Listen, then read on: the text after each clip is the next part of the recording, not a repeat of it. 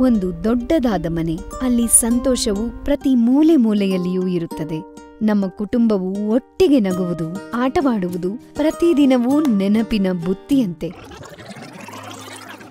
ಅವರು ಸಹ ಈ ಕನಸನ್ನು ಕಂಡಿದ್ದರು. ಹಾಗಾದರೆ ಹೊಸ ವರ್ಷದೊಂದಿಗೆ ಹೊಸ ಭರವಸೆಗಳೊಂದಿಗೆ ಮುನ್ನಡೆಯಿರಿ.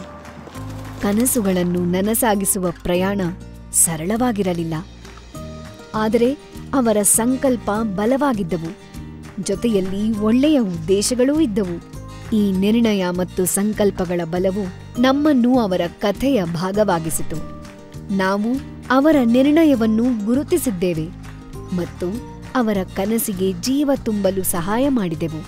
ಇಂದು ಅವರ ಮನೆ ಕೇವಲ ಅವರ ಶ್ರಮದ ಫಲಿತಾಂಶವಲ್ಲ, ಅವರು ನಮ್ಮ ಮೇಲೆ ಇಟ್ಟಿರುವ ನಂಬಿಕೆಗೆ ಇದು ಸಾಕ್ಷಿಯಾಗಿದೆ. ಮಾತುಗಳು ಪ್ರಾರಂಭವಾದಾಗ ಮಾತ್ರ ಕನಸುಗಳು ರೂಪುಗೊಳ್ಳುತ್ತವೆ. ಹೊಸ ವರ್ಷದಲ್ಲಿ ಬನ್ನಿ ಮಾತನಾಡೋಣ.